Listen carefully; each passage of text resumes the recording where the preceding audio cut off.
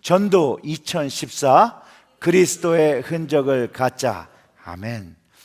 11길 동안 살아오시면서 교회를 위하여, 주님을 위하여 좀 흔적을 가지셨습니까? 쬐끔만 아멘이시군요.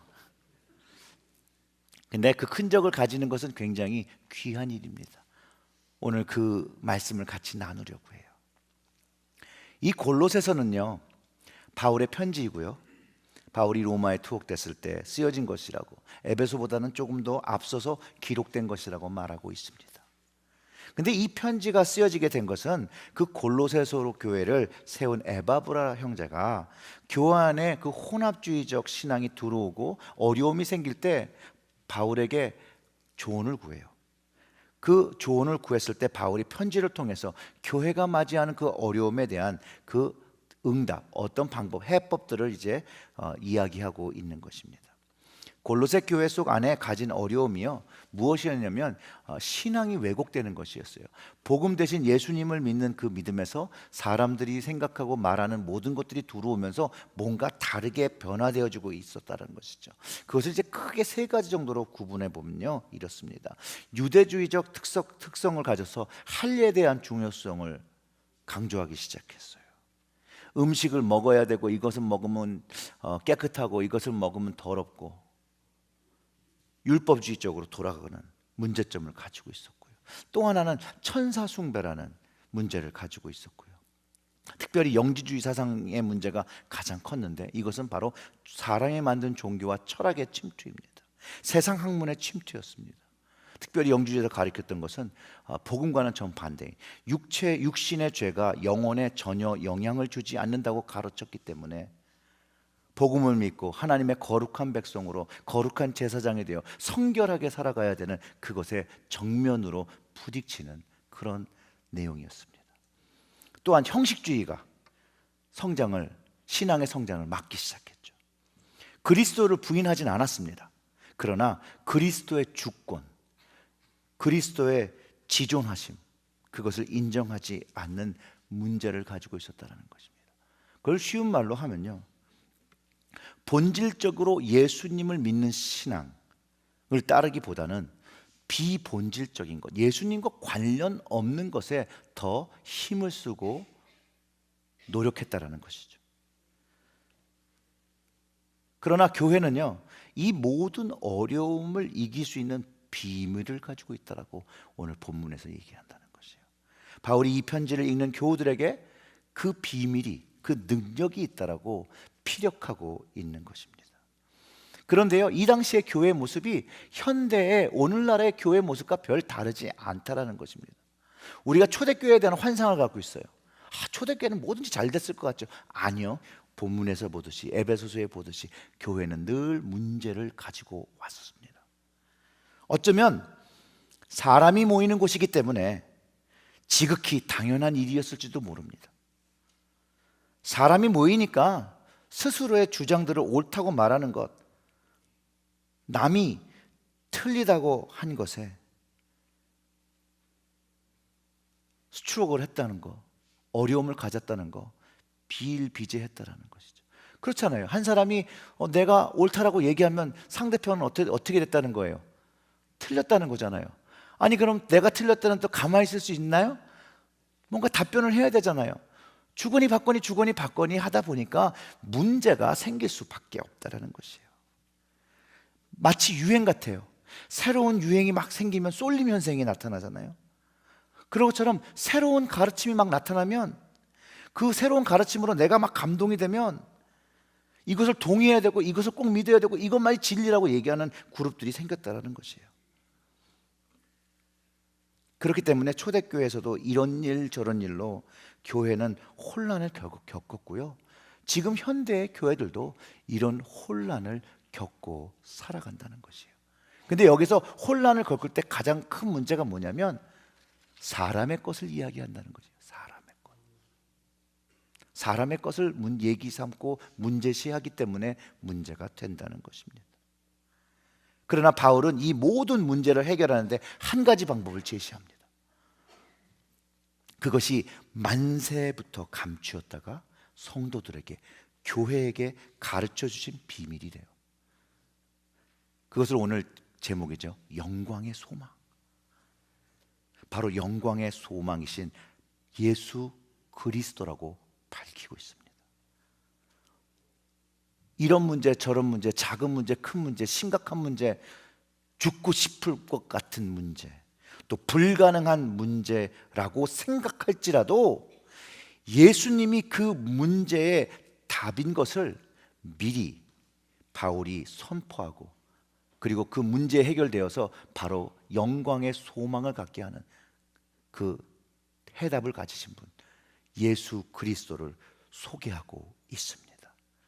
사랑하는 그리스도 안에 형제 자매된 성도 여러분, 여러분은 예수님이 우리 교회의 문제들의 해법이시라고 믿으십니까? 또한 여러분 삶 속의 문제들도 응답하셨다고 고백하십니까?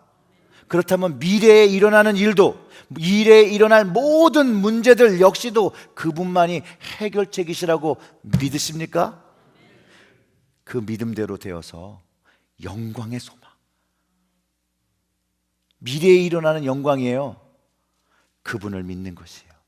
그 증거를 선포하며 주님이 응답하실 것이라는 믿음을 갖는 것이에요. 그 믿음을 가지면 어떻게 돼요? 그 믿음을 경험하게 되실 겁니다. 우리의 믿음은요, 죽은 믿음이 아닙니다. 죽은 믿음을 믿는 믿음이 아니에요. 살아있는 믿음을, 살아 역사하시는 하나님을 경험적으로 경험하고 믿고 기대하며 믿고 살아가는 것입니다.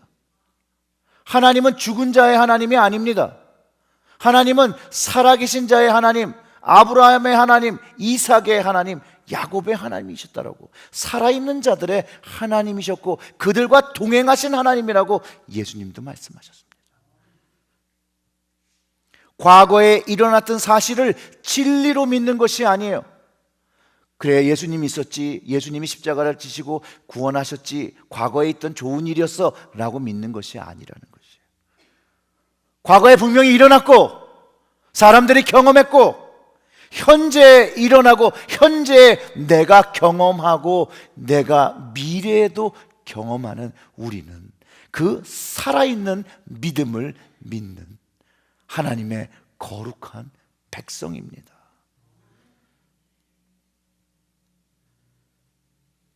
그 하나님을 믿고 경험하고 동행하시기를 주님의 이름으로 축원합니다.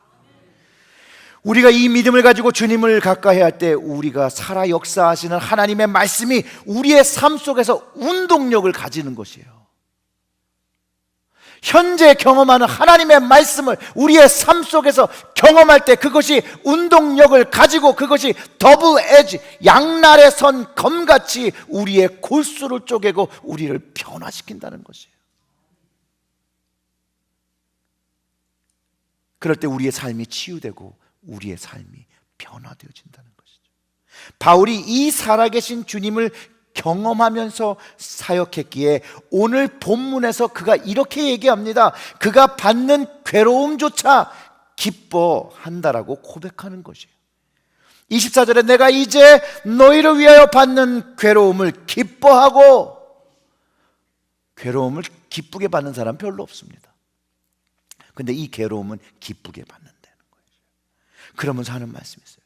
그리스도의 남은 고난을 그 몸된 교회를 위해서 내 육체에 채우노라. 너희를 위하여 받는 괴로움과 그 몸된 교회를 위하여 기뻐하고 그 고난을 채운다라고 고백하고 있습니다.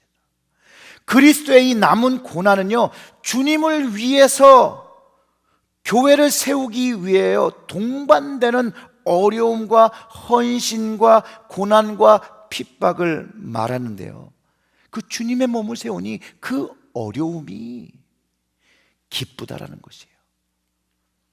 어려움과 힘듦과 고난과 핍박이 어쩔 수 없어 하는 것이 아니라는 것이죠. 다른 사람이 하질 않으니까 내가 하는 것이 아니라는 것이에요. 자진하여서 주님을 위해서 기꺼이 그리스도의 남은 고난, 교회를 세우는데 내 육체에 채운다는 것이에요.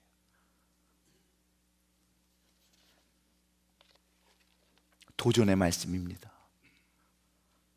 사랑하는 성도 여러분, 교회 직분자 되시는 여러분, 그런데 이 말씀으로 위로받으시기를 주님의 이름으로 축원합니다. 여러분들이 교회를 섬기며 공동체를 세울 때 어려움 당하는 것은 자연스러운 일이고, 그 힘듦은 그리스도의 남은 고난을 감당하시는 것입니다. 얼마나 귀한 일입니까? 교회에서 혼자 일하시는 것 같고 다른 사람들이 여러분들의 마음을 이해하지 못한다고 생각할 때 묵묵히 그리스도의 남은 고난을 여러분 육체에 채우시기를, 그리고 그 어려움을 감당할 때 주님의 남은 고난을 여러분들이 감당하고 계시다는 것으로 기억하시고 충성하시기를 주님의 이름으로 축원합니다. 바울과 같이 에바브라와 같이 교회를 걱정하며 기도하며 섬기며 헌신한 사람들이 없었더라면 교회는 존속할 수 없었고 우리들은 이 복음을 들을 수 없었습니다. 우리의 교회도 교회를 걱정하며 기도하며 묵묵히 헌신하시는 분들이 없으면 바로 설 수가 없습니다. 교회를 섬기면서 기쁘게 어려움 당하시기를 주님의 이름으로 축원합니다. 자진하여 교회를 세우게 하여 어려움과 힘듦을 여러분의 육체에 감당하시기 주님의 이름으로 축원합니다. 아무도 안 하니 짜증내며 하지 마시고 주님의 남은 고난을 감당하는 거룩한 소명으로 인해서 기뻐하시고 아무도 감당하지 않는 것을 여러분들의 우리의 육체에 채우시기를 주님의 이름으로 축원합니다. 그러면 주님은 주님을 위해서 드린 그 헌신을 기억하십니다. 주님은 주님을 위해서 고난과 어려움을 당한 주의 자녀들을 기억하시고 축복하십니다. 왜냐하면 그 헌신과 어려움을 감당하신 것, 바로 주님의 몸, 남은 고난을 감당하여 교회를 세웠기 때문입니다. 헌신하면 저는 떠오르는 한 여인의 모습이 떠오릅니다. 주님께서 복음이 온 세계에서 선포되는 곳에서 이 여인을 기억할 것이라고 하신 말씀이 있습니다. 마가복음 14장에 이 여인이 한 일을 보면 300데나리온이나 되는 가치의 향유를 예수님 머리에 붓습니다. 그랬더니 사람들이 뭐라고 그랬죠? 막 화를 내요.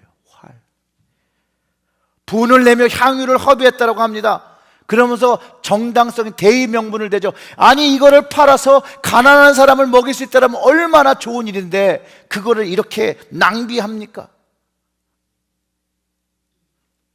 여러분, 예수님 마음이 어떠셨을까요? 예수님 기분 어떠셨을까요? 아이, 붓기 전에 내가 말렸어야 되나? 갈등하셨을까요? 아니면 요즘 속된 말로 그 중간에서 뻘쭘하셨을까요? 아니면 얘들 봐라, 나한테 쓴 건데 이렇게 정색하지? 라고 했을까요? 근데 성경 말씀은 이렇게 얘기합니다. 이 장면에 예수님이 이렇게 말씀하셨다고 기록하고 있습니다. 가만히 두어라. 너희가 어찌하여 저를 괴롭게 하느냐? 저가 내게 좋은 일을 했느니라. 가난한 자들은 항상 너희와 함께 있으니 아무 때라도 원하는 대로 도울 수 있거니와 나는 너희와 항상 함께 있지 아니하리라. 저가 힘을 다하여 내 몸에 향유를 부어 내 장사를 미리 준비하였느니라. 이렇게 말씀하셨어요. 그 여인의 한 일이 예수님의 장사를 미리 준비하신 것이라고 말씀하셨습니다. 즉 그 여인의 일은 주님을 위하여 올바른 일을 하셨다고 말씀하셨어요. 그리고 이 여인에게 축복의 말씀을 주신 것이에요. 내가 진실로 너에게 이르노니 온 천하에 어디든지 복음이 전파되는 곳에서 이 여자의 행한 일도 말하여 저를 기념하라고. 그가 가지고 있던 옥합을 깨트린 것이 온 천하에 복음이 전파되는 곳에서 이 여인의 일이 주님을 기쁘게 했다라고, 주님께 좋은 일을 했다라고 기념하라고 하십니다. 그런데 여러분, 이 여인이 정말로 예수님의 죽음을 미리 알고 향유를 부은 것입니까? 저는 그거에 동의하지 않습니다. 왜냐하면요, 예수님을 늘 쫓아다니며 예수님이 뭐라고 말씀하셨던 그 제자들도요, 예수님의 죽는 거에 대해서 전혀 이해하지 못했어요. 그럼 이 여인도 이해하지 못하신 거예요.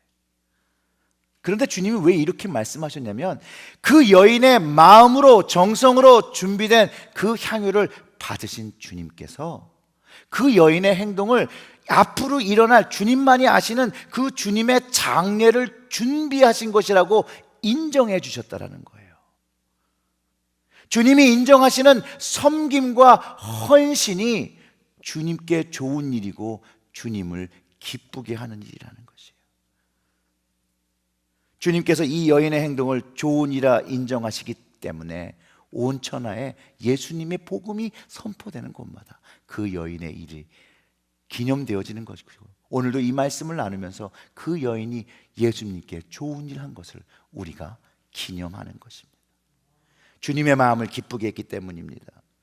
그래서 우리도 주님에게 기쁨 되어지는 헌신을 해야 합니다. 예수님 마음에 좋은 것이어야 되는 것이죠. 내가 좋아서 하는 것이 아니라 주님이 좋아하시는 것을 하는 것이에요. 가난한 이를 돕는 것은 분명히 좋은 일입니다. 그럼에도 불구하고 주님은 그때 그 여인의 헌신을 좋은 일이라, 주님께 좋은 일을 한 것이라고 인정해 주셨다는 것이에요. 이 여인의 행동을 기억하신 주님께서 여러분의 남모르는 헌신을 모른다 하시겠습니까? 그렇지 않다라는 것이죠. 여러분과 우리가 주님을 위해 교회를 세우기 위하여 감당하는 어려움과 고난을 주님은 기뻐하시고 좋은 일이라고 말씀하시고, 여러분과 저를 기억하지 아니하시겠습니까? 주님은요, 여러분과 우리가 주님을 위해 수고한 그 헌신을 하나도 빼놓지 않고 기억하시고 기뻐하십니다. 그러나 주님께 좋은 것을 드리고 주님을 세우는 것보다 나를 세우려고 하고 사람에게서 인정받으려고 하고 내세우기 위하여 한 것들은 이미 땅에서 상급을 받은 것이기 때문에 주님께 받을 상과 상급은 없습니다.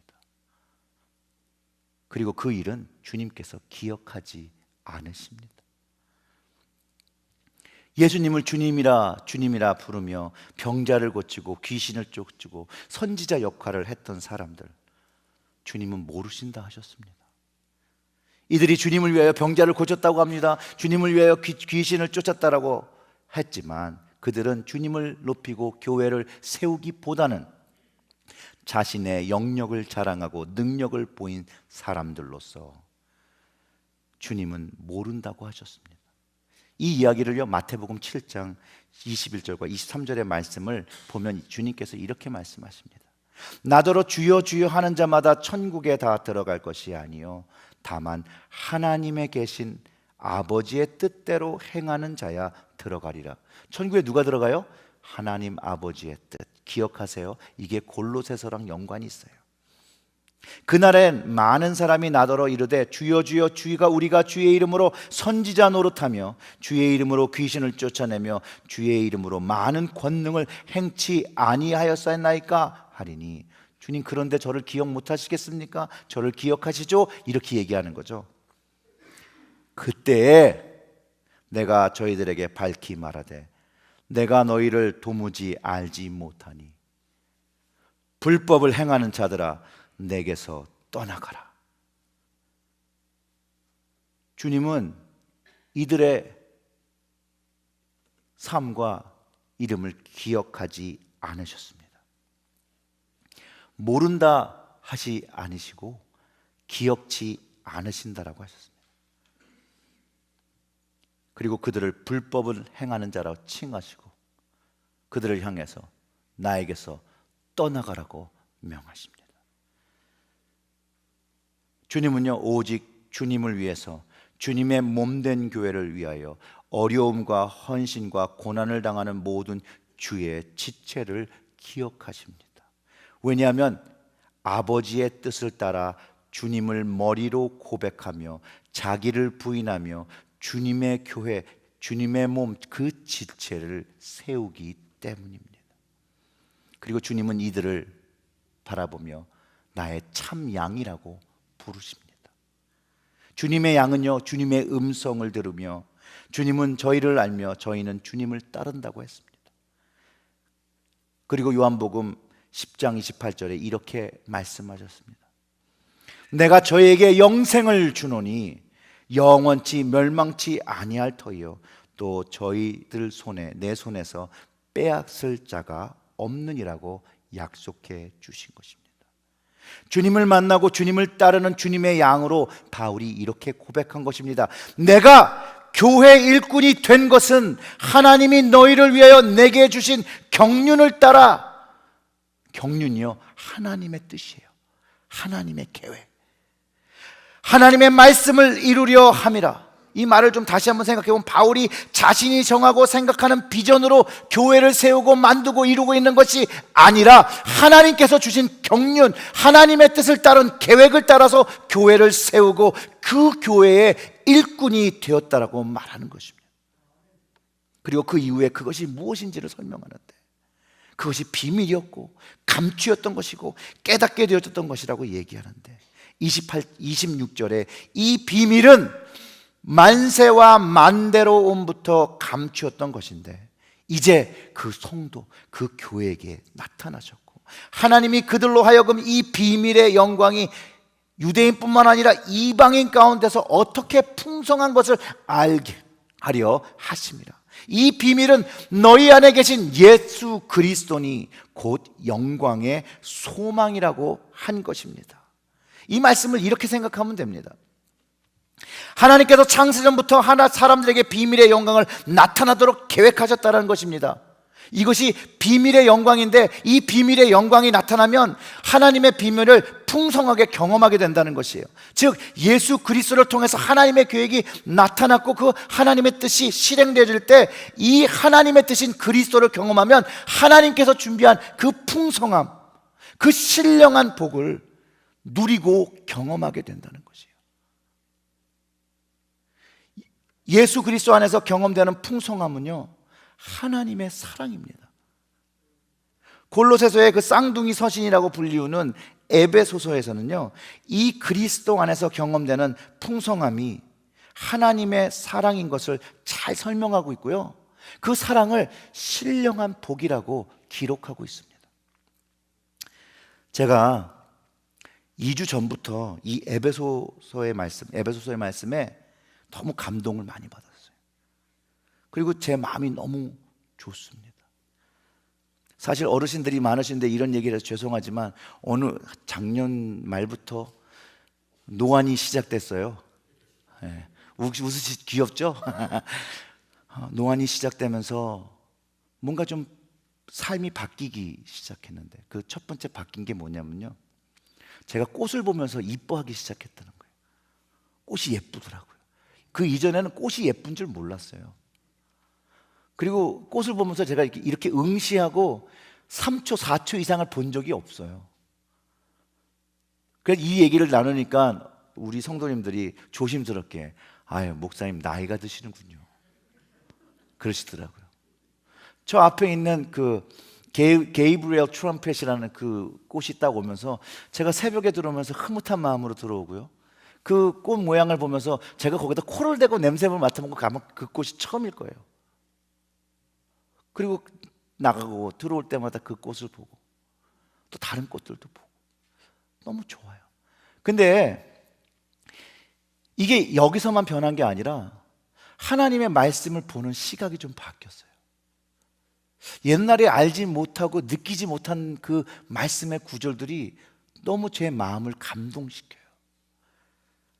여성 호르몬이 많이 나오는 건지 잘 모르겠으나 저는 개인적으로 하나님께서 새로운 마음과 새로운 영을 부어주셨더라고 저는 믿습니다.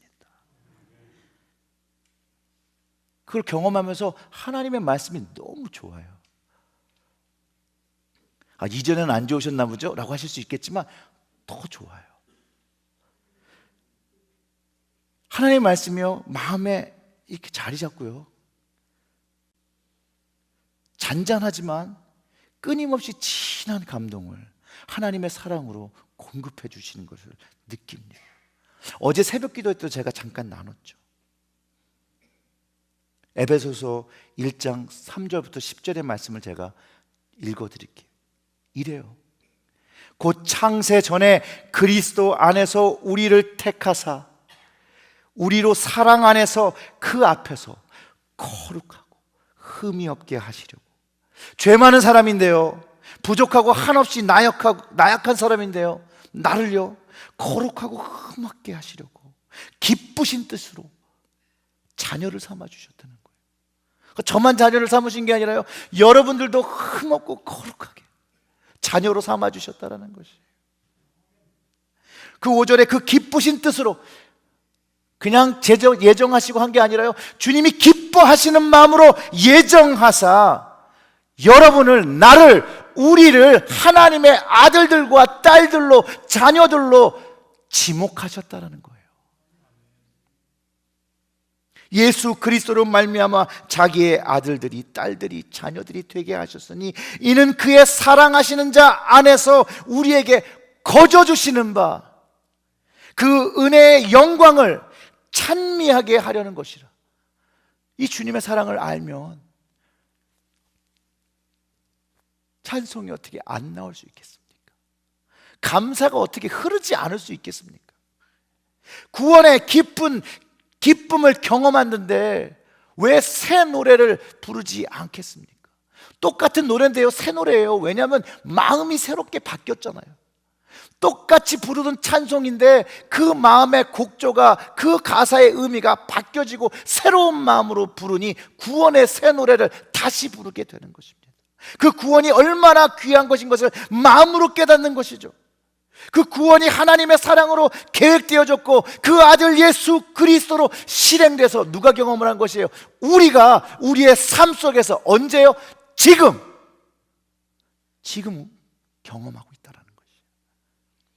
그렇게 그 은혜의 풍성함이 내 마음속에, 내 삶 속에 현재 진행형으로 경험하고 있는 중이라고 성경이 이야기하고 계속해서 경험하게 될 것이라고 증거하고 있다는 것입니다. 그리고 7절에 이렇게 얘기하죠. 우리가 그리스도 안에서 그 은혜의 풍성함을 따라 그의 피로 말미암아 구속 곧 죄사함을 받았으니 이는 그가 모든 지혜와 총명으로 우리를 넘치게 하사 그 뜻의 비밀을 우리에게 알리셨으니 곧 그 기쁘심을 따라 하나님 안에서 때가 찬 경륜을 위하여 예정하신 것이니 하나님의 뜻이잖아요. 우리 모두를 세우신 하나님의 뜻이 우리에게 그리스도를 통하여 영광의 소망으로 알려졌다는 것입니다. 그래서 10절에 이렇게 얘기해요. 하늘에 있는 것이나 땅에 있는 것이나 다 그리스도 안에서 통일되게 하려 하심이라. 그리스도가 교회의 머리 되셔서 우리를 그분의 지체로 하나님의 자녀로 삼으셨다는 복음의 소식입니다. 주와 함께 한 몸을 이루며 거룩한 백성, 거룩한 교회가 되었다라는 선포입니다.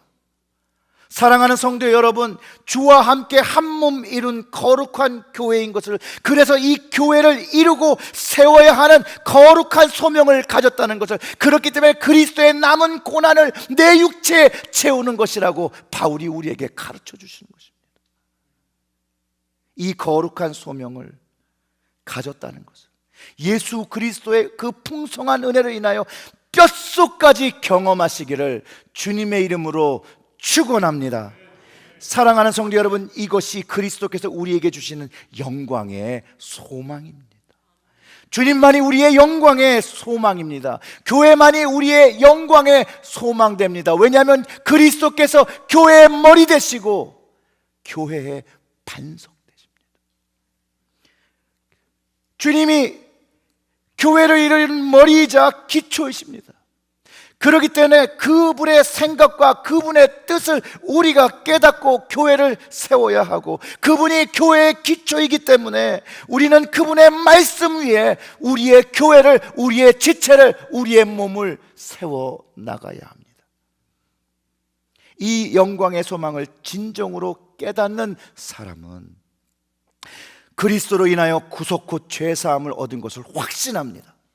그리고 그 죄사함이 하나님 앞에서 거룩하고 흠이 없게 되어서 하나님을 기쁘시게 하는 자녀가 되었다는 것을 뼛속까지 깨닫고 감사하며 찬양하게 됩니다. 그리고 하나님께서 그 영광의 소망 되시는 예수 그리스도가, 그 교회가 세워지고 전파되기를 원하시는 것을, 우리의 사명으로 주신 것을 깨닫고 일꾼으로 부르셨다는 것을 깨닫고 그 거룩한 소명에, 그 거룩한 소명으로 인하여 그리스도의 남은 고난을 우리의 육체에 채우는 것입니다. 바울이 말한 그 일꾼, 바로 주님의 일꾼, 교회의 일꾼이 되었다는 말입니다. 영광의 소망 되신 그리스도를 전파하는 것이 우리 교회의 사명입니다. 여러분의 사명입니다. 저의 사명입니다. 우리의 공동의 사명입니다. 28절의 말씀처럼 우리가 그를 전파하여 각 사람을 권하고 모든 지혜로 각 사람을 가르치면 각 사람을 그리스도 안에서 완전한 자로 세우려 함이라고 바울이 이야기하는데요. 먼저 예수님을 인하여 그리스도 안에서 거룩하고 흠없고 완전한 자로 칭함을 얻었기 때문에 우리는 그 동일한 영광의 소망 그리스도를 전함으로 다른 사람들도 그리스도 안에서 얻어지는 풍성함, 함께 한 몸을 이루며 한 교회를 이루는 것, 그 그리스도 안에서 완전케 되어지는 그 거듭남을 경험하게 해야 된다고 이야기하는 것입니다. 근데 바울이 이것도 내 안에서 역사하시는 이의 역사를 경험하고 따라갈 때 되어진다라고 얘기하는 것이죠. 바울이 이렇게 고백하였습니다. 이를 위하여 나도 내 속에서 능력으로 역사하시는 이의 역사를 따라 힘을 다하여 수고하노라. 기본적으로 바울은요, 주님을 위해서 그분의 일꾼이 되어서 힘을 다하여 수고합니다. 그런데 그의 수고와 열심은요, 그 안에서 능력으로 역사하시는 이의 역사가 그의 삶 속과 심령 속에서 경험되어지는 것이 힘이 되었다라고, 그리고 그분이 이끄시는 뜻으로 따르고 있음을 밝히고 있다라는 것이에요. 주님의 능력이 우리 안에서도 경험해질 때 우리가 주님이 원하시는 기쁘신 그 교회, 그리스도의 남은 고난을 채워 우리의 육체에 채우는 교회를 세울 수 있게 됩니다. 로마서는 이것에 대해서 이렇게 얘기합니다. 로마서 8장 9절의 말씀, 그러나 여러분은 이제 사정이 다릅니다. 만일 하나님의 영이 여러분 속에 계시기만 한다면 여러분은 성령을 따라 사는 것입니다.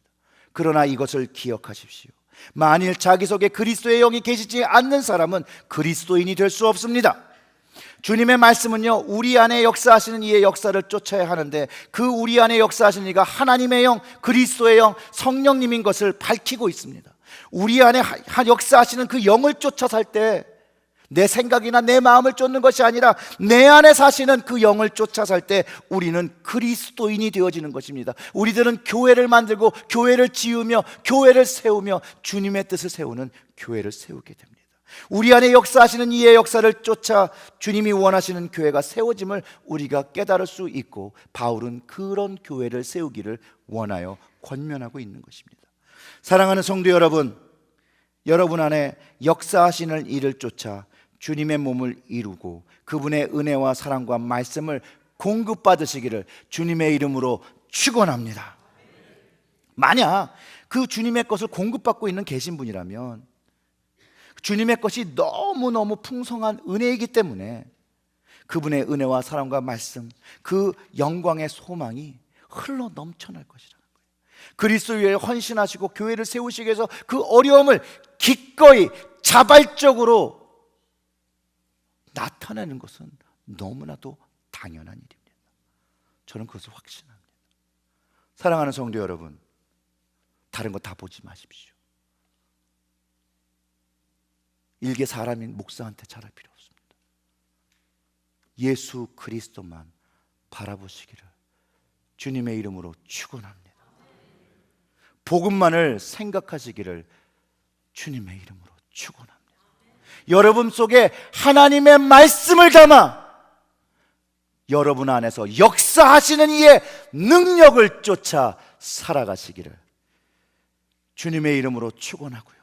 그 영광의 소명으로 새 노래, 새로운 마음과 새로운 영으로 부르는 새 노래로 우리의 주 예수 그리스도를 찬양하시기를 주님의 이름으로 축원합니다. 아멘. 기도하겠습니다.